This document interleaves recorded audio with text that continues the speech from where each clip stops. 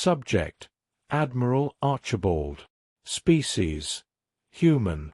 Description: mammalian humanoid, no tail. 6 feet 2 inches, 1.87 meters, average height. 185 pounds, 84 kilograms, average weight. 170-year life expectancy. Ship: USS Lacedaemon. Location: Alpha Centauri. I had made the rounds and briefed the Marines. All in all it had went well and only taken 4 days. Finalizing the plan and rebuilding the fleets back up to full strength had taken another 4 days. Omega's project had taken an additional 6 days to complete. 14 days worth of delays, and when we're finally prepped for go, I get a message on TACCOM to hold off. A very vague message at that. I tossed the tablet on the desk and leaned back. The OU had hit Seoul again 3 days ago, but had been almost instantly vaporized.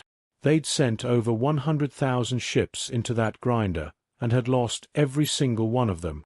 One of the destroyer captains hadn't read his brief and had accepted a hail from the enemy, but an Omega had been able to purge the ship systems before any damage had been done.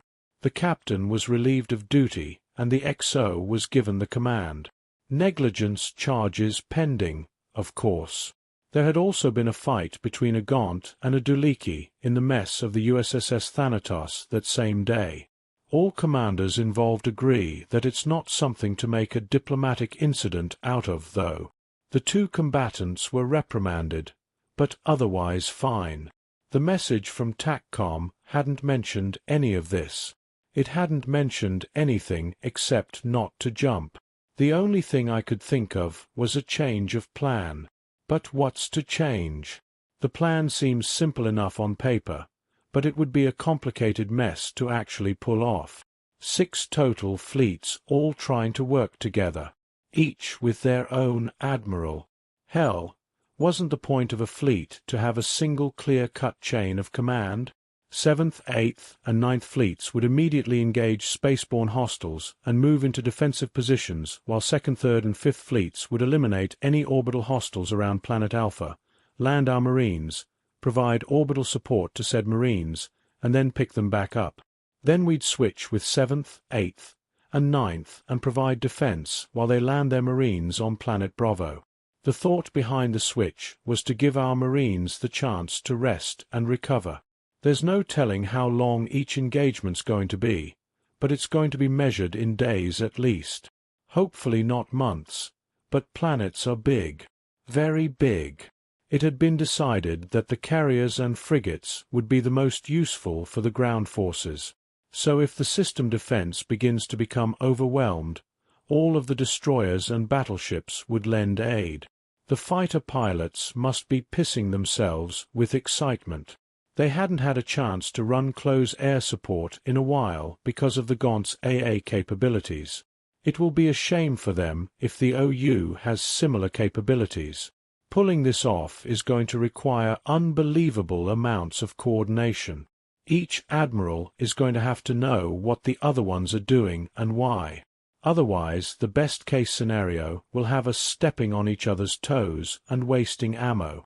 The worst case will be friendly fire, though the TAC maps should help keep that from happening. The only chance we have is Omega. That AI is going to be helping us coordinate in ways that wouldn't be possible otherwise.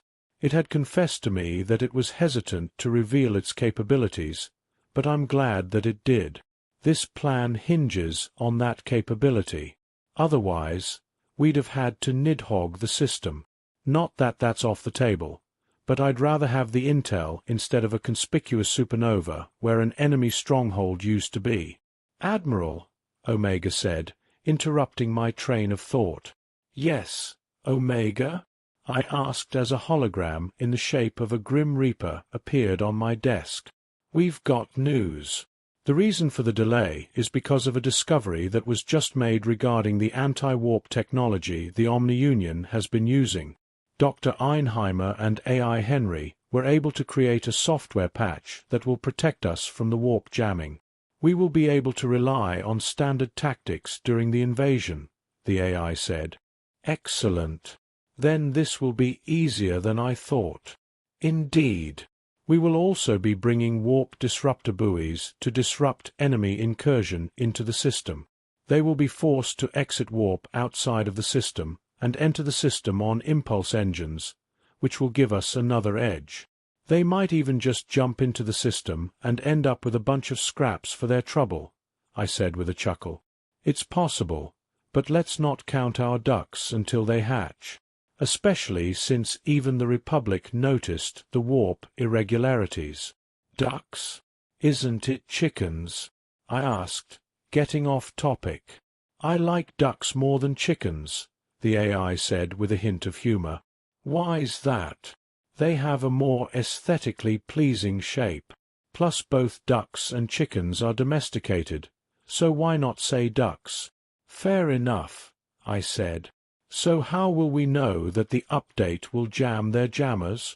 I've run the numbers and they're sound. Henry knows what it's doing. If it would make you feel more comfortable, you can create an expendable strike team to test it. Frigates or destroyers. They'll jump into the system and engage the enemy to prove that it works, and we can follow close behind. And if it doesn't work? I asked, knowing the answer. Then we'll be down a few ships and have to enter the system on sublights, but otherwise not any worse for wear than we were this morning, Omega said with a carefully neutral tone. It was being tactful. Understood. Notify me when we're ready to depart. The AI nodded and the Reaper disappeared. I hadn't made up my mind about Omega quite yet, but there's no reason to be hostile. It had revealed to us one of the most classified portions of its capabilities, the ability to clone itself, but every single admiral worth their salt knew that it was still hiding things from us. What I was trying to decide is whether or not we would even want to know what it's hiding from us. There had been a pretty dramatic change once we knew of its capabilities. I'd already noticed several of my officers relying a little too heavily on the AI. Having a shipborne AI is one hell of a boon, but if something goes wrong those officers will have to rely on their own know-how to survive. It would become a problem if they were to get rusty. I realized that I didn't know a whole lot about our AI. I'd only ever been in contact with Omega and John, and those two don't get along. John's extremely military-minded. Honor to serve, do or die, retreat hell. Pretty much a walking advertisement for joining the service. The two don't agree on much, especially tactically. Thankfully John was assigned to 4th Fleet, along with Tim and Violet, to defend Seoul. 3 AI for 1 fleet. Hecate must be tickled pink. Unless Omega left them one of its clones, as well. The arguments between John and Omega alone would be enough to kill the buzz of having so many AIs supporting you. I decided to stretch my legs and pay a visit to the command center. It's the best part of the Lacedaemon, not including the mess hall. Oh, I'm sure the junior officers would disagree, but I've always been a sucker for the nerve centers of ships. The flagship USS Lacedaemon is a larger than a standard battleship. The size was mostly due to the extra armor, and it actually has less armaments than most battleships do. The purpose behind a flagship is the command and control of a fleet of 5 million other ships, and it isn't supposed to be one of the ships that are fighting. That being said, it is still a battleship and can punch almost as hard as its little brothers. The Gaunt had found that out the hard way when the 10th Fleet mutiny happened. 10th Fleet's flagship was nearly entirely human-run, so the insurrectionists didn't even try to take it. Instead, they tried and failed to destroy it, losing quite a few ships in the process before finally retreating. I chuckled to myself as I approached the command center. It doubles as the bridge of this big old battle barge. As such, it was always bustling with activity. I stopped just outside the door and smiled a bit. I love this part. I stepped the door. Admiral on deck. Everyone who wasn't actively tasked with something stood at attention and saluted with a precision that one could easily mistake for mechanical. For a brief moment the command center was almost silent.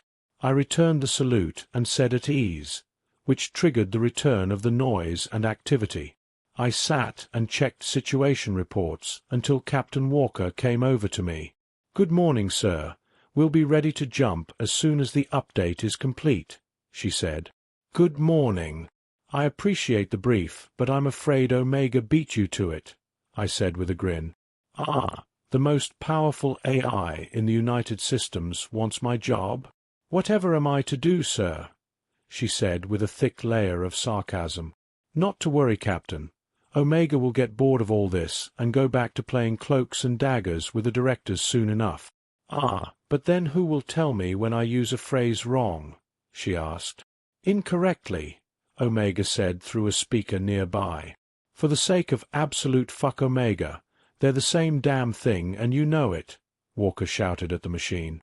"No, they're not. Wrong is mistaken or incorrect. Incorrectly is in a mistaken or wrong way. Although you could have also said wrongly," Omega said. All right, back to work you two. Don't make me figure out a way to separate you," I said with a knowing smile at Walker. "Like with a Faraday cage or something." The captain sucked her teeth with a soft sound and strode back to her seat. I was blessed to have a captain as talented as Walker commanding the ship. Most captains avoid flagship duty like the plague. Not only do you have your commanding officer breathing down your neck, sometimes literally, but you don't get sovereignty over the vessel. On flagships, sovereignty is the admiral's. If a crew member violates regulations, their punishment is up to me. The ship goes where I want it to go and how I want it to get there. Aboard other vessels, those decisions are left up to the captains. The only exception is that they must obey lawful orders from Fleetcom. So they have to go where I want them to go, but they get to choose how to get there. They also get to decide how to discipline their crew. I've heard some captains refer to the post as a glorified taxi driver. I prefer to think of it as a highly paid XO of a lazy captain. I glanced at the instruments before me. Omega was right. It would be best to designate a test squad before we send all of our fleets in. The odds were low that the FTLD update wouldn't work, but if the odds somehow aren't in our favor, needless to say, it's better safe than sorry. Latest intel reports 3,500 ships. I don't want to send all that many of our own, though. We should be able to get away with sending one from each fleet, as long as they jump carefully. We'll be able to confirm their successful jump fairly quickly, and follow right behind them. Still, it would be best if they were to avoid engaging the enemy. Superior tech or not, the sheer numbers difference could leave us with casualties. Having them jump into a position where they cannot be immediately targeted should do the trick. I nodded, confident that the vessels I would be sending weren't going to be destroyed by enemy fire. I typed up a message and sent it to the other admirals with my thoughts on the matter.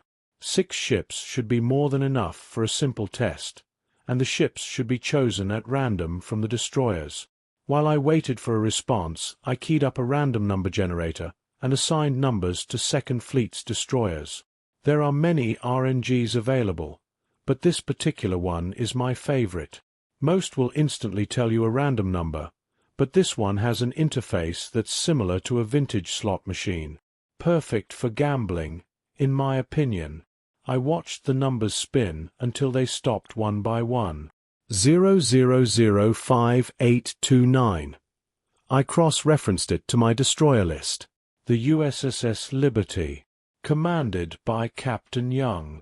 I opened a Priority 1 message to relay the orders when the other admirals began to respond. All of them agreed with my assessment and were currently choosing their own ship to add to the test team. I started to type the orders as the ship names began to roll in. Recipients: Captain Young, Captain Trex, Captain Raymond, Captain Williams, Captain Iordanescu, Captain Hollavander. The USSS Liberty has been selected to test the efficacy of the faster-than-light drive update that should allow us to warp within the disruption fields that the Omni-Union generate.